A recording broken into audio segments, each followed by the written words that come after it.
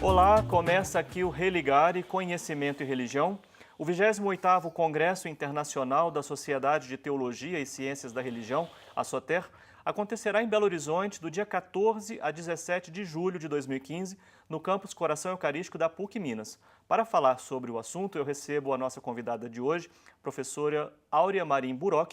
Ela é presidente da comissão organizadora do evento. Seja bem-vinda, Áurea. Muito obrigada pelo convite, pela oportunidade de falar um pouquinho sobre o Congresso. Acompanhe as notícias do Religare pelo site da TV Horizonte. O nosso endereço é www.tvhorizonte.com.br/religare. No nosso site você acessa os vídeos das entrevistas, fica sabendo sobre o que acontece no programa. Nós estamos também nas redes sociais. Procure por Religare, Conhecimento e Religião e deixe os seus comentários para a nossa equipe. E vá acompanhando bem essa conversa de hoje, porque daqui a pouco nós vamos falar sobre o sorteio de 3 inscrições para este evento da SOTER, sorteio para pessoas da teologia e das ciências da religião. Áurea, o que a gente pode esperar do congresso desse ano? Qual tema vai ser discutido no 28º Congresso da SOTER? Olha, como todos os anos, não é? Esse é um momento especial para os adeptos aí dos cursos de teologia, ciências da religião, mas também De áreas de afins, né? áreas afins. Nós, inclusive, temos muitos alunos e professores do campo da educação, de ciências sociais e até da área de saúde, por exemplo, não é? Que vem para participar do congresso. E pessoas de várias religiões também, não é, Áurea? De várias religiões. Porque é um espaço propício para se refletir, para se discutir, para se ouvir, né? Falar sobre tudo aquilo que se refere à experiência religiosa em si,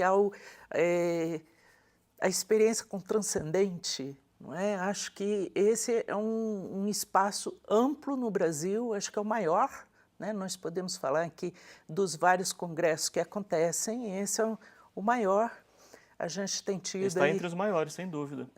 a gente tem tido uma média de 600 inscrições nos últimos anos, né? Bastante gente, uma média de 400 comunicações feitas nos vários GTs e IFTs, grupos de trabalhos e fórum temáticos, né?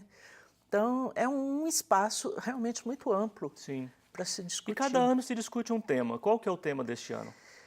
Religião e sociedade, cenários contemporâneos. Né? Sim. Um tema amplo também.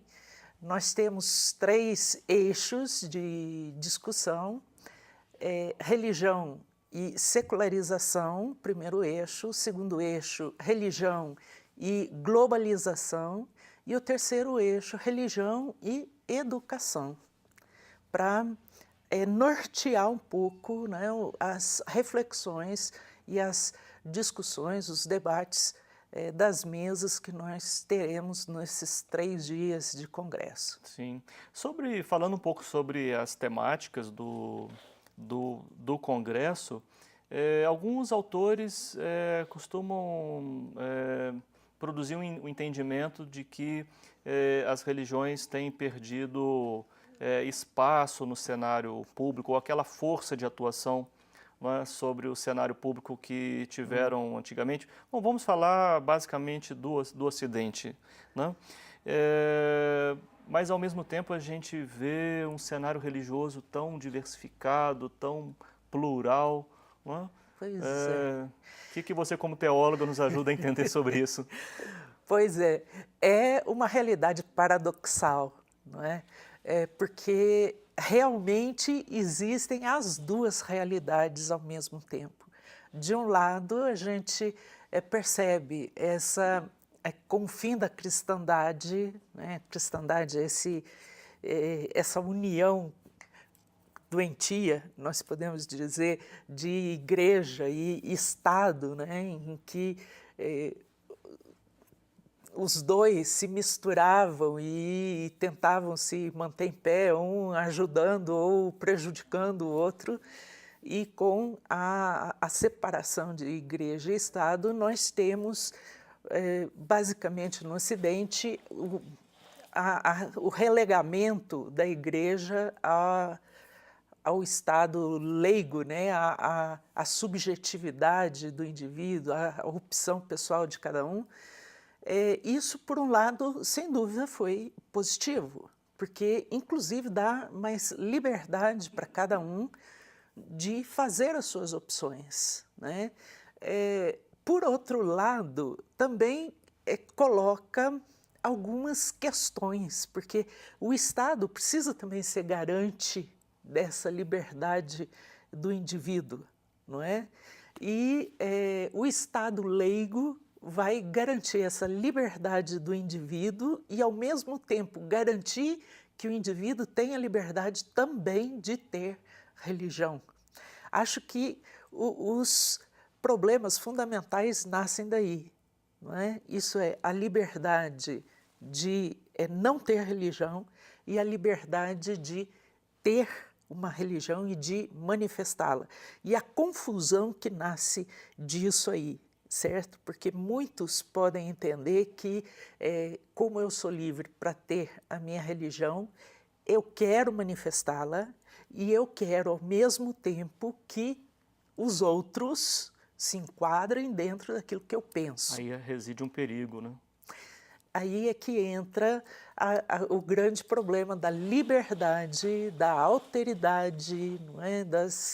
Quer dizer, o Estado precisa garantir a liberdade religiosa, mas também deve diminuir, né, esse ímpeto de imposição de uns sobre outros no âmbito da religião. Sem dúvida nenhuma. Não é?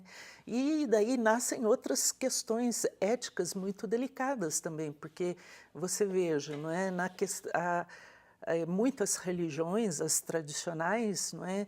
Defendem valores ligados à vida, ligados à moral, e que depois vão influenciar também a esfera política, a esfera pública, né?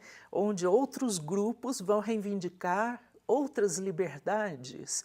Então, como o Estado vai poder articular tudo isso? Dentro da sociedade brasileira mesmo, a gente vê surgirem essas questões. Sim, nós vemos que a religião ou os discursos religiosos, esses discursos, as religiões, não conseguem mais produzir uma unanimidade. Não. O cenário é, de fato, plural. Muito plural. E aí está, não é, a dificuldade do ser humano trabalhar com a pluralidade, com o diferente, né? Aí eu acho que entra uma questão do pensamento ocidental também, que é a descoberta da alteridade, né? E a gente entra de cheio na filosofia, na sociologia, na psicologia, que nos dão, não é, fundamentos para trabalhar muito bem com isso, e que, é claro, a teologia também, certo? Como se diz aí, subsidiada pela ciência da religião também, sem dúvida nenhuma. E as religiões têm um papel importantíssimo nisso, né?